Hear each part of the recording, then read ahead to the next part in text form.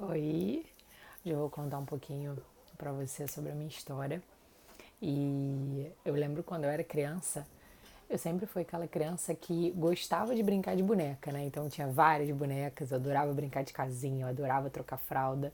E uma das lembranças que eu tenho assim da minha infância muito legais é que a minha mãe, ela gostava, né, de me incentivar com essas brincadeiras e ela de vez em quando comprava fralda, assim, sabe? De verdade, na época não tinha essas coisas de fralda de boneca.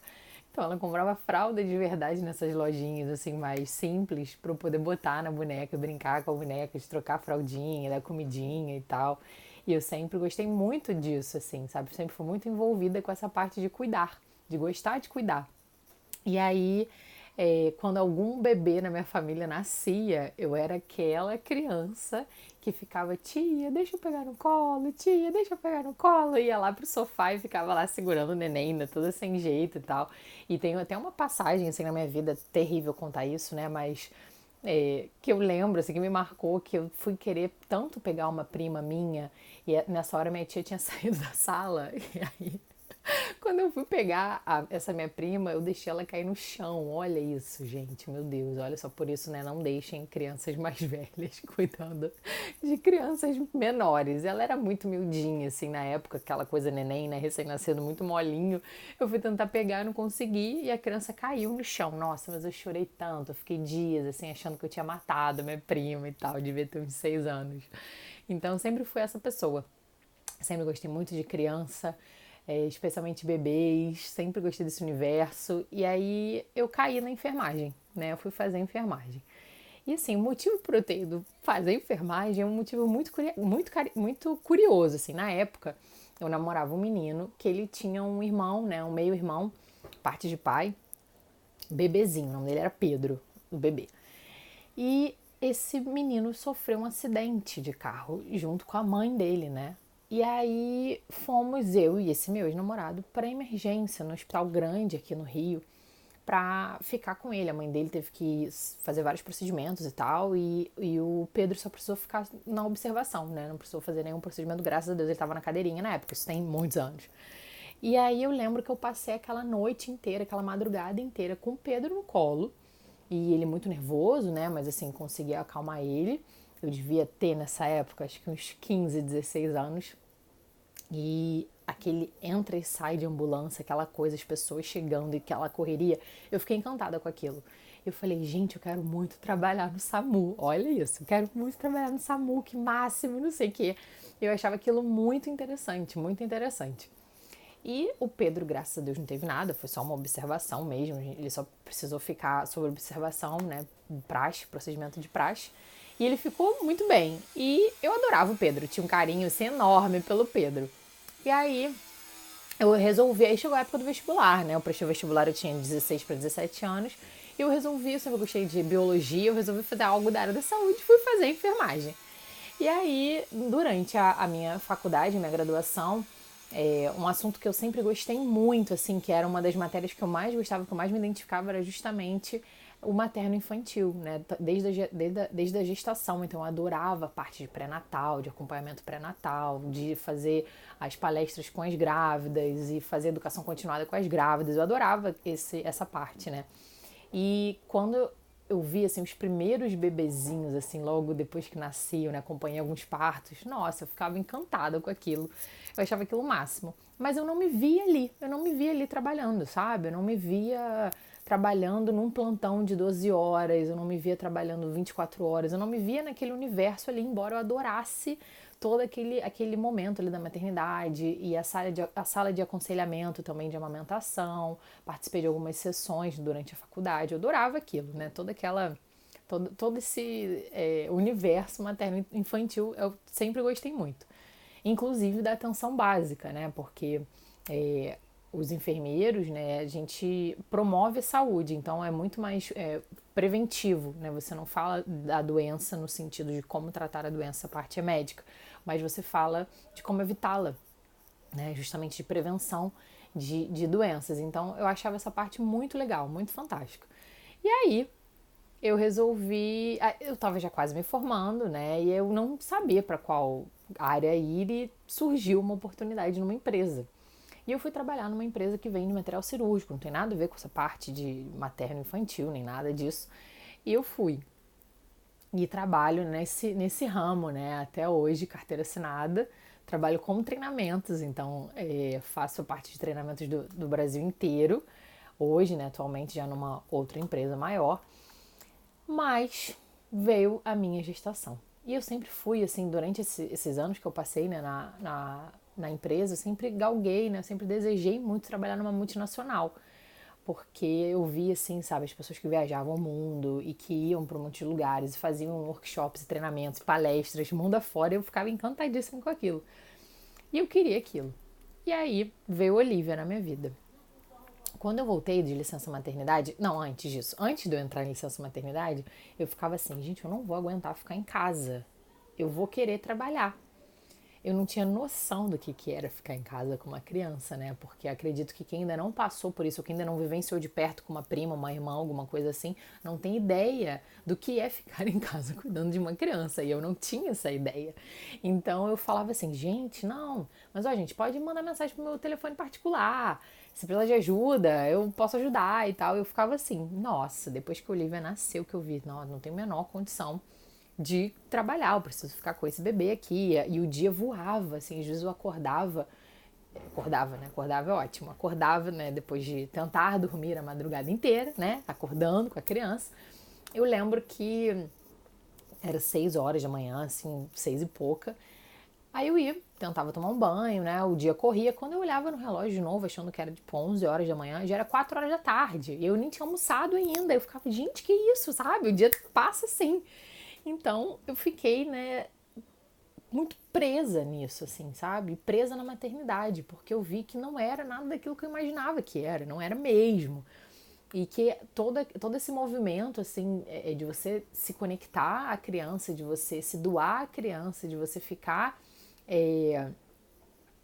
realmente em fusão com essa criança, né? Tanto física, através da livre demanda, né? Que eu faço até hoje com a Olivia, 18 meses, quanto emocional também. Você tá se doando. Então eu vi que isso demandava muito mais do que eu achava que demandaria lá antes de parir. Então, quando tava para voltar de licença, começou aquele caos na minha vida, né? Eu comecei a pensar, meu Deus, eu não vou conseguir amamentar, como é que eu vou amamentar? Até então ela tava com 4 meses e pouco. E eu nunca tinha dado nada para ela além do meu peito, assim, nem outro utensílio, nem nada. Ela sempre mamou no meu peito desde que ela nasceu. Ela já nasceu, veio pro meu colo e ficou no meu colo um tempo até entender que ela estava fora do útero e tal. Depois ela mesma foi e buscou o peito. Então, desde sempre, ela sempre mamou no peito. Eu nunca tinha oferecido nada para ela, água, chá, suquinho, comidinha, nada, era só o peito. O que é, inclusive, recomendado, né? Até 6 meses. Exclusivo, aleitamento exclusivo, foi o que eu fiz até os 6 meses. Mas eu fiquei assim, gente, mas como que eu vou fazer isso? Eu trabalho a 2 horas da minha casa, são mais de 40 quilômetros. Pra ir, 40 pra voltar, numa cidade grande, que tem trânsito pra caramba. Tinha dias que eu levava 1 hora e meia, 2 horas pra chegar e pra voltar. Eu passo 8 horas no trabalho, sabe? Como é que eu vou fazer? E a criança aqui, e aí eu pensei tanta coisa, gente, mas tanta coisa, que eu pensei em primeiro, alugar um apartamento no mesmo bairro do meu trabalho, no centro da cidade. Pensei em alugar um apartamento lá. Vi que era inviável, porque eu teria que alugar o meu apartamento e isso, enfim, não seria fácil a logística. Eu desisti desse ponto. Pensei em levá-la até lá comigo, arrumar uma creche lá perto e ir e vir com ela. Eu pensei, cara, ela vai ficar 2 horas no trânsito, tosozinha, dirigindo, atravessando a cidade perigosa que tem assalto, sequestro, não sei o que. Eu falei, melhor não. E por fim, pensei que não queria voltar, né? Eu pensei, cara, não dá, não vou conseguir voltar, não vou conseguir.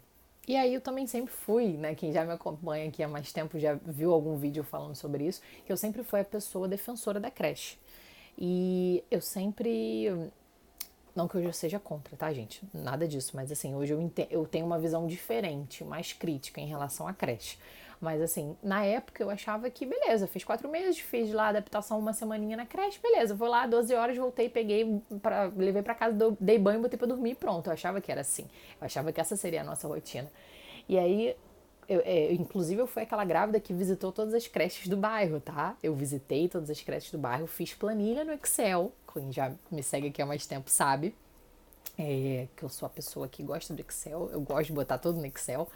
E aí eu fazia assim, os prós e contras, valores, alimentação, são quantos cuidadores, fazia assim, sabe? E tava tudo certo, eu tinha escolhido a creche. Eu tinha escolhido a creche que a Olivia ia frequentar. Quando ela tinha uns 4 meses e meio que eu tava já envolta nessa coisa, vou voltar, e agora, né? O que fazer? Eu voltei naquela que eu tinha escolhido quando eu tava grávida. Então eu voltei naquela creche. Quando eu entrei na creche, eu lembro que eu fui com meu marido. E ela aqui na mochilinha, né? Na mochilinha ergonômica. Quando eu entrei na creche, eu falei, não dá. Foi a primeira vez, né, que eu fui numa creche com ela, né, já nos braços. E eu falei, não dá, não gostei. Vamos visitar outras. Aí eu revisitei todas do bairro, fui em outras de outros bairros. E assim, comecei a ler sobre apego seguro. Comecei a ler sobre o desenvolvimento infantil, coisas que eu não tinha ainda entrado a fundo, né? Inclusive na parte psicológica, assim, do desenvolvimento da criança, não tinha entrado a fundo. E comecei a ver que eu não queria que a minha criança ficasse ali. Eu não queria. Eu tinha uma série de questões, né, em cada uma das creches, assim, tinha creche que eu não gostava da alimentação. Eu já estava fazendo um curso de introdução alimentar, a gente fez a introdução alimentar na abordagem BLW, né, então isso é inviável na maioria das creches aqui, porque eles estão cuidando de 4 ou mais crianças, então eles têm que fazer uma coisa mais ágil, então comidinha no pratinho, eles oferecem na colher. Eu não queria que a Olivia fosse alimentada dessa forma. Eu queria que, assim como ela mamou no peito em livre demanda, na escolha dela, na hora dela, do jeito dela, eu queria que a alimentação dela, a apresentação dela,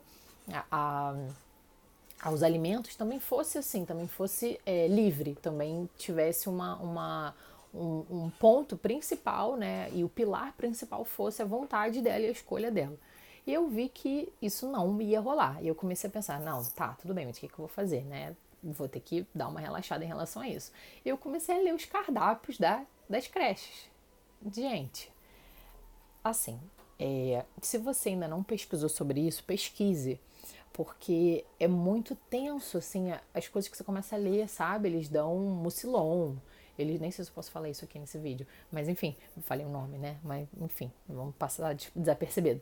Eles dão farináceos para criança, açucarados, biscoitos açucarados, daqueles famosos que você tá pensando aí, esse biscoitinho mesmo, que a sua avó fala, ai, mas você não dá aquele biscoitinho tal pra ela roer, pra coçar o dentinho, você já deve ter ouvido isso. Dão gelatina. Ao invés de dar fruta in natura, eles dão suco, né? Também não é recomendado para bebês. Enfim, a comida líquida, né? Não é nem pastosa, tá? Não é nem pastosa, é líquida, liquidificada, que também não é mais recomendado. Enfim, começaram a vir vários pontos assim negativos. E quanto mais eu ia em creche, mais eu ficava, não dá, não dá, não dá. E aí, assim, eu ia em creche que o bebê ficava numa sala à parte, dormindo num berço. Eu pensei, gente, a Olivia dorme no peito. Ou, no máximo, no carrinho. E a gente do lado ali, sacudindo, se ela der uma acordadinha, a gente tá ali do lado. Como é que eu vou botar essa criança em outra sala, dentro de um berço? Ela não vai dormir, ela dorme no colo, sabe? Ela não vai dormir. Eu comecei a pensar nisso, sabe? Em outras tantas coisas. Eu falei, gente, não dá. E aí eu tentei visitar de novo essa creche que eu tinha escolhido, né? Desde lá da gravidez. Eu saí da creche chorando, porque eu fui falar com a dona da creche. E assim, fui citar alguns pontos e falar algumas coisas e ver como é que era a conduta deles em relação ao choro da criança e tal. E assim, foi muito bom que nesse. Quer dizer, bom, né? Bom. Mas assim, pra gente foi bom porque nesse dia tinha uma mãe visitando a creche com uma criança um pouco maior. O menino devia ter uns 2 anos, devia ter isso, uns 2 anos. Ele já estava andando, falava algumas coisas. E ele pedia muito o colo da mãe, Por quê? Né? Ele estava num ambiente que ele não conhece, com pessoas que ele não conhece, ele estava querendo o porto seguro dele. Então ele ia muito no colo da mãe. E essa dona da creche toda hora falava assim, ele tá muito grudado em você, ele tem que entrar logo na creche pra parar com esse grude, que não sei o quê. E eu olhava pro meu marido, né? Ela falava essas coisas, eu olhava pra ele. Então tudo que ela falava, eu olhava assim pra ele, sabe? Porque não tava indo de encontro com tudo que a gente estava se propondo a fazer na educação dela e na criação dela, né? Que é tudo muito baseado no apego seguro, não tinha nada disso, sabe? E assim, a mãe ia lá para pegar o garoto, botar no colo, e ela era mal vista pela dona da creche, sabe? Então a dona da creche falava assim, não, deixa ele no chão ali, ó, ele vai lá brincar, vem cá fulano e tal. Eu falava, gente, deixa essa mãe pegar essa criança no colo, sabe?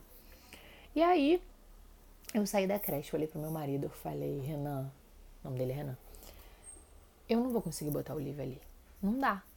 Eu não vou conseguir, tem isso. Eu comecei a citar todas as coisas. Além do fator emocional, eu vim da creche até em casa chorando. Eu falei, não vou conseguir botar o livro aqui, ali, não quero que a minha filha seja criada assim. E aqui eu gosto de abrir um parênteses, tá? Eu fui uma criança de creche, por isso, inclusive, que quando eu era gestante, né, até a minha gestação, até a Olivia nascer, eu era super pró-creche. Eu fui uma criança criada em creche que levou e carregou durante a vida inteira o rótulo de criança que se vira, criança independente, criança que vai com todo mundo, criança mais esperta.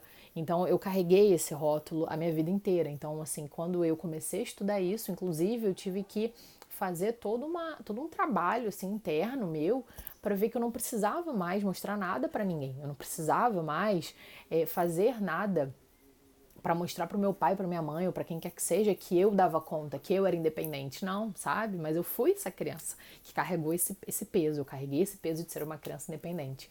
Que na nossa sociedade isso é visto como, ó, que bacana, criança independente. Mas, gente, para que a gente quer que as crianças sejam independentes antes da hora?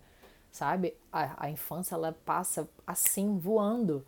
Então a gente não precisa querer que a criança seja independente antes da hora. Na hora que ela precisar ser independente, ela vai ser independente, né? A gente não vê aí adultos super, ultra dependentes da mãe, né? Se eles forem mentalmente saudáveis.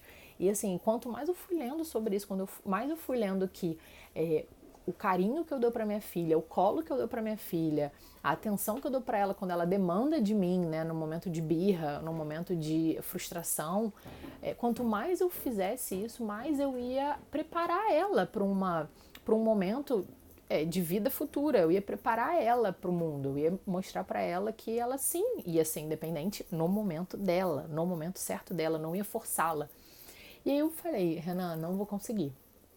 Não dá, não gostei de nenhuma. A única, para não falar que eu não gostei de nenhuma, a única que eu gostei foi uma que tem aqui num bairro próximo, que a logística ia ser terrível pra gente, assim, não ia dar pra gente levar e buscar, a gente nem sabia como é que ia fazer. Era uma creche super cara, e daquelas que a gente ia precisar, assim, deixar de fazer outras coisas da nossa família para poder pagar a creche. E ela não aceitava o leite materno. Então eu fiquei pensando, cara, a Olivia vai entrar na creche com 4 meses, 4 para 5 meses, e ela vai ficar 12 horas sem tomar meu leite? O que ela vai tomar? Eu não vou dar fórmula porque a creche não aceita o leite, sabe? É uma creche que não manipula leite materno. Eu falei, não rola, não rola. E aí, na época, meu marido, ele tava ainda desempregado e começou a surgir essa coisa, assim, né?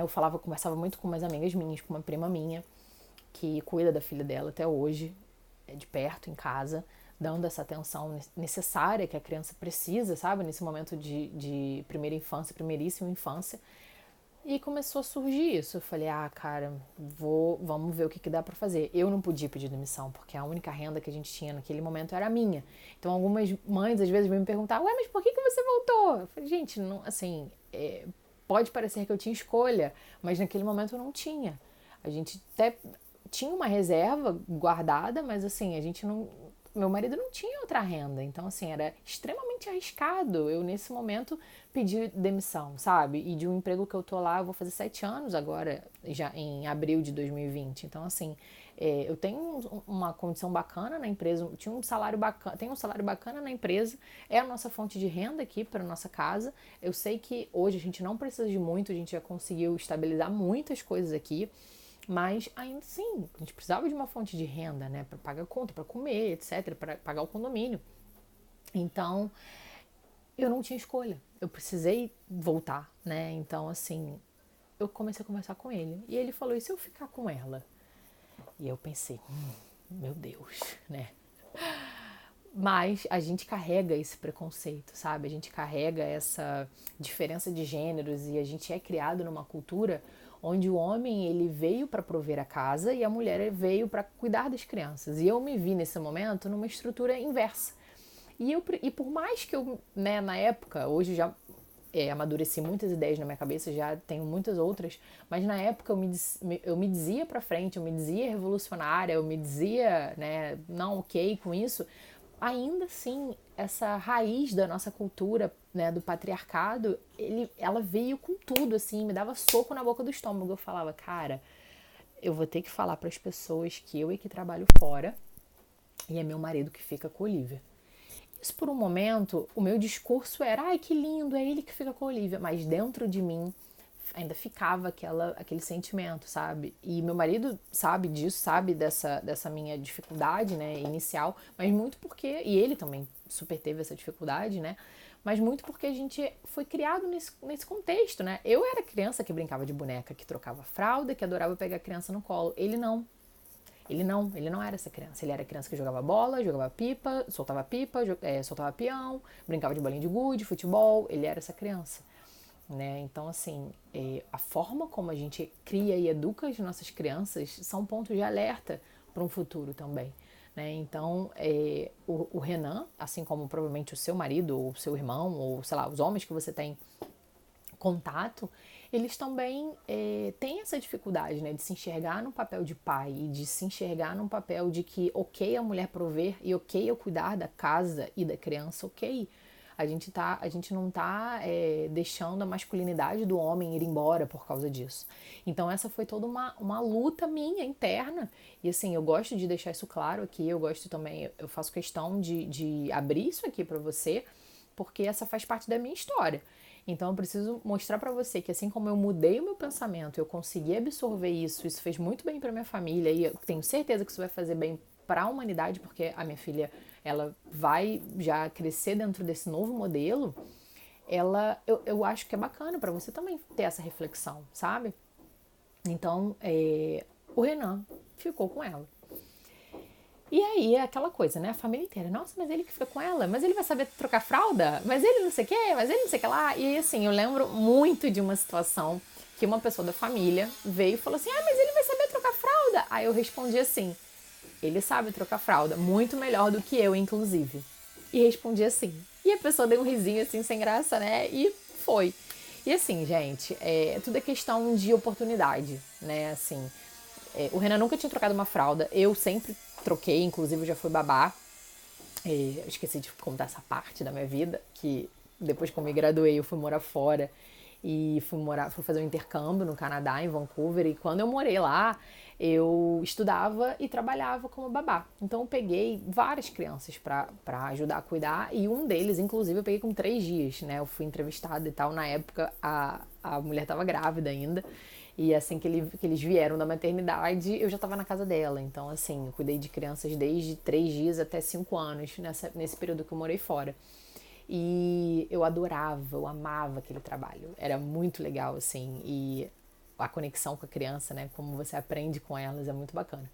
Então, assim, eu tava acostumada com aquilo, eu tava acostumada a lidar com o bebê com cólica, eu tava acostumada a ter que ninar o bebê, eu tava acostumada a passar o dia inteiro com o bebê no colo, porque o bebê não queria ficar no carrinho, no berço, ou onde quer que seja. Eu tava acostumada com isso. Mas ele não, ele nunca tinha nem sequer segurado um bebê, sabe? Naquela fasezinha, né, que o bebê fica mais mole. Ele já segurou, por exemplo, a filhada dele, mas a filhada na época maiorzinha, sabe? Quando já tá naquela fase mais durinha, 6 meses pra cima. Então, assim, as pessoas ficavam assim, nossa, mas ele que vai cuidar? Mas ele que vai ficar com ela? Mas ela não vai engasgar? Mas ela não sei o quê? E se ela chorar? Sabe? Então, conforme eu fui entendendo que, ok, eu trabalho fora, essa é a nossa situação, é a nossa família, e a gente não deve nada a ninguém, não deve explicação a ninguém, e o meu marido, ele vai sim cuidar da nossa filha, porque a filha não é só minha, essa obrigação não é só minha, essa obrigação é dele também, ele também é pai. Então, as coisas começaram a fluir. E, assim, no início, naquele primeiro momento, aquela primeira semana, e aí começou aquele caos, né? Aquela coisa, né? E extrai leite, e oferece, onde é que vai oferecer? E ela não aceita. Esse é um capítulo interessante, acho legal dar essa relembrada de como foi pra você saber como é que foi aqui, pra você entender que o caos não é só na sua casa, tá? O que eu sempre falo também é que, assim, naquela época eu não tinha a informação, eu não tinha o apoio, eu não tinha a organização e a praticidade que hoje eu tento passar pra você. Né, o que aconteceu, tudo como aconteceu comigo, o que eu tirei de benefício, eu gosto de passar para você e para tantas mães que vêm, né, até mim, porque foi o que faltou para mim, né? Eu sabia que eu tinha que usar o copinho de pinga, eu sabia que eu tinha que ordenhar tantas vezes por dia para fazer um estoque 15 dias antes de voltar a trabalhar. Eu sabia disso tudo, a teoria toda eu sabia, a informação eu tinha, mas eu não tinha um apoio, eu não tinha alguém que batesse no meu ombro e falasse: Olga, é difícil assim mesmo, mas você vai conseguir, acredita no processo, confia no caminho. Eu não tinha, sabe? Eu ficava assim desesperada. Eu lembro assim que no início eu fazia extração, na época ainda com a bomba manual, né, do gatilho mesmo, apertava o gatilho, meu braço ficava, nossa, você não tem ideia, meu braço ficava, parecia que ia cair. Às vezes eu falava: Renan, aperta aqui pra mim. Aí eu ficava segurando assim no peito e ele que apertava o gatilho, sabe? Era uma cena cômica. Mas é isso, né, parceria. E aí eu lembro que saía às vezes assim, gente, em meia hora, 10 ml. Eu olhava aquele potinho de leite, eu falava: não, 10 ml, não, não é possível. Não, não é possível. Aí, sabe, tentava ajustar assim, falando: não, não, não é possível que só tem isso. Aí ia pra outra mama e tirava, ficava lá um tempo. Quando eu olhava, 10 ml. Não, gente, não é possível, 10 ml, cadê o resto do leite e tal? E começava a me dar um pânico aquilo. Fora que eu começava a machucar, a ferir um pouco minha mama, porque eu ficava tão tensa que eu apertava aquele gatilho assim freneticamente, sabe? Tipo, sai leite, pelo amor de Deus, preciso fazer o estoque. E aí eu comecei a acreditar um pouco mais, a confiar um pouco mais. Foi um processo, não foi uma coisa que foi de um dia pra noite, né? Porque eu não tinha justamente o apoio, que é o que eu falo que faz toda a diferença. Eu tinha informação, eu sabia que o meu corpo, ele ia produzir de acordo com sabe? Eu sabia toda essa parte fisiológica, eu sabia. Mas eu não tinha a segurança, sabe? Eu tava muito insegura e eu acho que é esse o ponto, sabe? A insegurança, ela acaba gerando todo esse caos, porque você fica insegura, automaticamente você acaba não acreditando no processo, então você acaba produzindo um pouco menos, porque você tá ali tensa, né? E assim, a produção de leite, ela tá diretamente relacionada também à ocitocina, que é o hormônio do amor. Então, para ele ser liberado, você tem que estar relaxada, minimamente relaxada, sabe? E eu não estava bem tensa. Então, tudo bem, fui, né, de pouquinho em pouquinho, fui acreditando, dia após dia. Eu acho que isso é importante também. A gente acaba às vezes vislumbrando: mas o que vai acontecer daqui a tantos meses? Não, sabe? Vamos de pouquinho em pouquinho. Mas e se daqui a tantos meses ela não ganhar peso? Cara, calma, sabe? Vai devagar. Primeiro, vamos aqui hoje, vamos semana, vamos mês, né? Não adianta a gente ficar querendo projetar lá na frente, porque às vezes não flui o negócio dessa forma. A gente tem que ter paciência. Então, beleza, eu fui, voltei a trabalhar. Né? Eu tinha feito um estoque lá, tinha um potinho que tinha tipo 30 ml congelado, meu congelador era cheio de potinhos. Assim, eu lembro do dia que eu comprei os potinhos, eu comprei pela internet. Quando chegaram os potinhos, eu falei: meu Deus, eu tenho muitos potinhos. Eu fiquei super feliz, porque eu fiz várias contas, né? Botei na planilha, óbvio, do Excel, fiz várias contas lá e falei: meu Deus, eu vou precisar de muitos potes, né, para conseguir montar esse estoque todo aqui. Porque é uma coisa também que é importante, que eu dou essa dica também sempre lá no perfil do Instagram, no Amamente Mais, que se você encher um potinho, uma vez que você aquece esse potinho, você não pode congelar de novo. Então, assim, o que eu fazia? Eu fazia: cara, vou congelar de pouquinho em pouquinho, né? Então, eu botava 30 ml, 60 ml, botava de pouquinho em pouquinho, sabe? Eu não enchia um pote com 120 ml. Justamente para facilitar e organizar toda a parte logística disso, né? E aí, beleza, fui pro meu primeiro dia de emprego, né? Lá voltei pro trabalho. Foi horrível. Eu fui daqui da minha casa até o centro da cidade chorando, porque eu não queria aquilo, eu não queria me afastar da minha filha. O que eu falo sempre é muito cruel esse afastamento forçado, né? No momento que a mulher ela se sente confortável e ela quer voltar ao mercado de trabalho, é ok, e é totalmente diferente, porque a mulher ela quer, ela deseja. Agora, assim, quando a mulher ela é forçada, ela tem que deixar esse bebê em algum lugar, porque ela tem que gerar renda, ela tem que pagar conta de casa. Gente, isso é muito cruel. É muito cruel que as nossas políticas aqui no Brasil ainda façam isso com as mulheres, sabe? É muito ruim. E a gente precisa lutar, inclusive, contra isso. A gente precisa lutar contra esse sistema, a gente precisa lutar e mostrar nas empresas, mostrar onde a gente trabalha, mostrar para a comunidade ao nosso redor a importância do aleitamento, a importância do leite materno, especialmente, né, até o 6º mês de vida do bebê. E assim, é uma luta que a gente tem que ter diária, porque senão, assim, ninguém vai lutar. Se você não lutar, ninguém vai lutar por você, sabe? Não vai ser um político lá de não sei aonde que vai autorizar uma lei. Não vai, se você não fizer a tua parte, entendeu? Então, assim, eu voltei, assim, pensando, cara, por que a gente não tem pelo menos os 6 meses, sabe? Pelo menos os 6 meses de licença, né? Hoje a gente tem o Ministério da Saúde, assim como a Organização Mundial da Saúde, que recomenda que essa criança seja amamentada exclusivamente até o 6º mês. Como é que a mãe vai amamentar a criança exclusiva até o 6º mês, sabe? Sendo que ela trabalha longe horas e horas e horas. É possível? É. Tô aqui, ó, prova viva. É possível, sim. Não é fácil, é difícil pra caramba, mas é possível. E podia não ser difícil, podia ser fácil. Se a gente tivesse pelo menos os 6 meses, sabe? Se fosse prorrogada essa licença, pelo menos, para ficar pelo menos compatível, né, com a recomendação. Mas fui eu, né, no meu primeiro dia. Fui eu, minha bolsinha térmica, com os meus potinhos, minha bomba, fui. E aí o meu primeiro impasse. Cheguei lá, eu não tinha uma sala de apoio à amamentação. Eu não tinha. A empresa tinha algumas salas disponíveis de reunião que eu podia usar, algumas sem persiana, outras com persiana, mas com aquela fresta assim, né, entre uma persiana e outra, que quando a pessoa passa ali no corredor ela consegue ver a pessoa que está lá dentro. E tive que ver aonde eu ia armazenar esse leite durante esse tempo, né? Então, assim, fui até o RH, expliquei o que estava acontecendo. Tive que pedir os intervalos, né, para fazer ordenha, até porque meu peito ficava super inchado, super cheio, né? Tava acostumada a produzir, né, naqueles horários, né? O livre mamando, o livre demanda, então imagina. E aí foi toda aquela coisa. E aí no início eu comecei a pensar assim, cara, se eu não me colocar numa posição de o que eu tô fazendo é foda, desculpem o palavrão, porque o que eu tô fazendo é guerrear, correr atrás, é me esforçar, o que eu tô fazendo é maravilhoso pro bem da minha filha, é pra saúde da minha filha, o que eu tô fazendo é trazer outras mulheres junto comigo, o que eu tô fazendo é para mudar uma cultura. Se eu não me colocasse nessa posição, ninguém ia me colocar. Se eu não me colocasse dessa forma, eu ia ser aquela pessoa que tá lá carregando leite ali, né, na empresa com vergonhinha. E eu falei, não, quer saber? Não vou ser essa pessoa, vou ser a pessoa que tem orgulho sim. Então eu andava pelo corredor da empresa, que é toda cheia de aquário, com a minha bolsinha de leite pra lá e pra cá. E me achando daquilo que eu tava fazendo, sabe? Porque eu tinha que me achar, porque eu precisava me colocar naquele lugar pra me fortalecer. Porque tinha muita gente querendo que eu não fizesse aquilo. Eu ouvia muita coisa, eu ouvia muita piadinha. Eu ouvia, por que você tá fazendo isso? Dá logo uma forma pra essa garota. Olha o trabalho. Ai, vai logo lá no banheiro, fazer ordenha, extrair e jogar esse leite fora.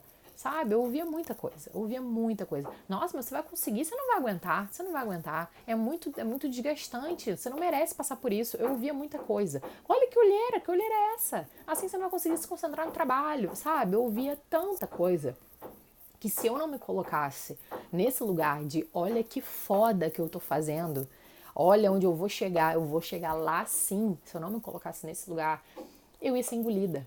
Eu ia ser engolida pelo sistema, porque a gente vive numa cultura que é pró-desmame, numa cultura que quer que a mulher produza. A nossa cultura não quer que a mulher amamente, porque a nossa cultura ainda não entendeu que a mulher que está amamentando, ela vai produzir mais sim, porque essa criança que está sendo amamentada, ela fica menos doente. Essa mulher que amamenta, ela fica emocionalmente mais feliz, ela produz mais porque ela tem gratidão por tudo aquilo que está acontecendo, sabe? Então, assim, a gente precisa ter isso, a gente precisa ter essa determinação e todo dia ser a nossa própria força, porque a força não vai vir de fora. Por mais que você tenha toda a rede de apoio possível, a força tem que vir de dentro de você. Você tem que acreditar, você tem que se colocar nessa posição de, cara, que foda que eu tô fazendo. Meu corpo é foda, eu vou produzir leite sim, minha filha vai mamar sim. Então, quando você repete isso, você faz todas essas frases de encorajamento pra você não tá falando pra ninguém, você tá falando pra você, pra aquele diabinho que tá ali no teu ouvido. Será que eu tenho que passar por isso mesmo? Será que não é melhor uma fórmula mesmo? Ai, será? Sabe? Então, todo dia o teu anjinho tem que ficar aqui, ó, indo em cima do teu diabinho.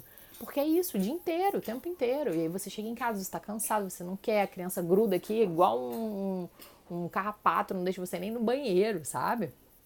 Se você não se fortalecer todo dia, essa caminhada vai ser mais difícil.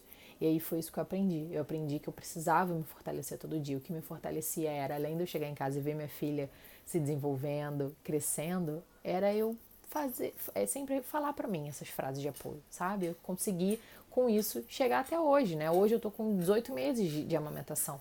E eu continuo trabalhando fora. Eu continuo passando esse tempo todo fora. Né? Meu trabalho teve um pequeno ajuste, eu consegui flexibilizar um pouco mais meu horário, mas ainda assim eu passo muitos dias fora, muitas horas fora. Então, o que eu gosto de falar, né, de contar essa minha história é que, assim, há uns meses atrás eu jamais acreditava que isso seria possível. Jamais. Eu achava que a volta ao trabalho ela estava diretamente relacionada ao desmame. Voltou a trabalhar igual desmame. Eu achava que era assim essa equação, e não é, sabe? Você vai ter trabalho sim, você organizar a logística toda é trabalhoso, não é fácil, mas quando você organiza e você usa aquilo ali como método, fica muito mais fácil e você consegue seguir, você consegue entender e você consegue ver o benefício daquilo, sabe? E acho que isso é que é o principal, você começar a olhar para o teu bebê. E você olha o teu bebê se desenvolvendo, você fala, cara, sou eu, sabe? Olha esse bebê fui eu que amamentei, sabe? E aí isso vai te dando poder. E quanto mais poder você tem e você sente por aquilo que você está fazendo, né? Por essa dedicação, essa doação, essa entrega a esse momento, mais você consegue seguir com essa amamentação. Então, assim, se há meses atrás eu pensava em desmamar, eu pensava em dormir, porque eu só queria dormir até hoje, eu só quero dormir, né? Porque eu não durmo até hoje, no caso, porque ela ainda acorda, né? Natural, os bebês acordam mesmo, eles não sabem ainda emendar um ciclo de sono no outro, mas isso é assunto para outro dia.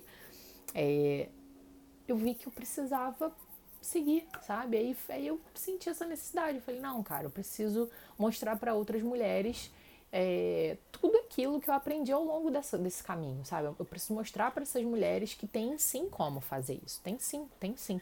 E que não é fácil, né? E que só depende da força delas. Eu posso estar aqui com informação, com apoio, com todo o esquema de organização, com todo o esquema de método, com a praticidade, mas se você não escolher, se você não falar eu vou, não é eu vou tentar, talvez eu consiga. Não, é eu vou. Se você não repetir essa frase para você todos os dias, não há apoio, ajuda, informação que resolva, porque é você que precisa fazer, é você que precisa acreditar, né? E eu não tenho como fazer por você, assim como ninguém pode fazer por mim, né? Eu precisei acreditar.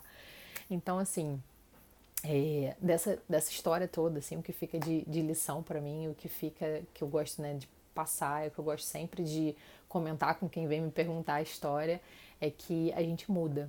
A gente muda muito os nossos conceitos, a gente vai estudando, vai se aprofundando e a gente vai conhecendo outras coisas e principalmente, né, se cerque de pessoas que acreditam na amamentação. Se cerque de pessoas que têm informação atualizada.